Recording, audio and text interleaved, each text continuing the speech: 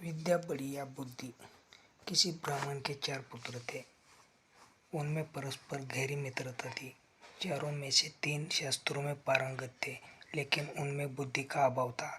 चौथे ने शास्त्रों का अध्ययन तो नहीं किया था, लेकिन वह था बड़ा बुद्धिमान।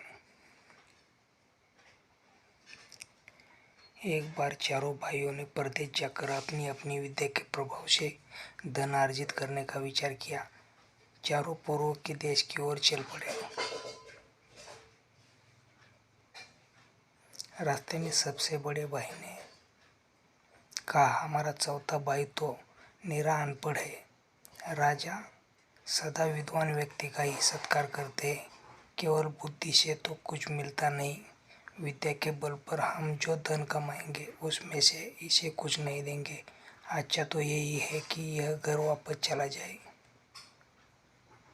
दूसरे भाई का विचार भी यही था, किंतु तीसरे भाई ने उनका विरोध किया। वह बोला, हम बचपन से एक साथ रहे हैं, इसलिए इसको अकेले छोड़ना उचित नहीं है। हम अपनी कमाई का थोड़ा थोड़ा हिस्सा इसे भी दे दिया करेंगे।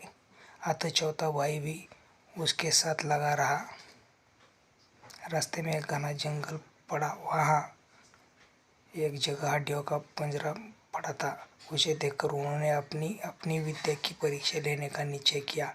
उनमें से एक ने हड्डियों को सही ढंग से एक स्थान पर एकत्रित कर दिया। वास्तव में यह हड्डियाँ एक मरे हुए शेर की थी। दूसरे ने बड़े कौशल से हड्डियों के पंजर पर मांस एवं खाल का आवरण चढ़ा दिया। उनमें रक्त का संचार भी कर दिया। तीसरा उसमें प्राण डालकर उसे जीवित करने वाला था कि चौथे भाई ने उसको रोकते हुए कहा, तुमने अपनी विद्या से यदि इसे जीवित कर दिया तो यह हम सभी को जान से मार देगा। तीसरे भाई ने कहा, तू तो मूर्ख है। मैं अपनी विद्या का प्रयोग अवश्य करूँगा और उसका फल भी दिखाऊंगा। चौथे भाई ने कहा, तो फिर थोड़ी देर रुको, मैं इस पेड़ पर चढ़ जाऊं, तब तुम अपनी विद्या का चमत्कार दिखाना।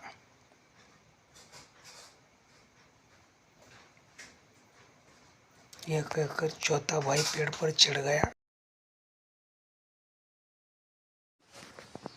तीसरे भाई ने अपनी विद्या के बल पर जैसे ही शेर में प्राणों का संचार किया, शेर तड़प कर उठा और ऊन पर टूट पड़ा।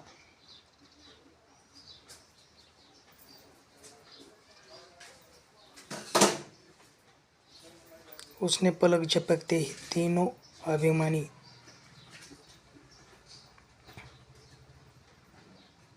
विद्वानों को मार डाला और गरजता हुआ चला गया।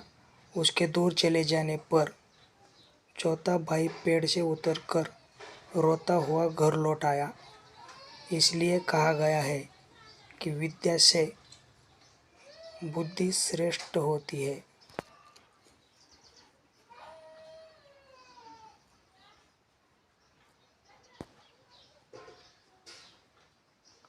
हुआ और घर लौट आया।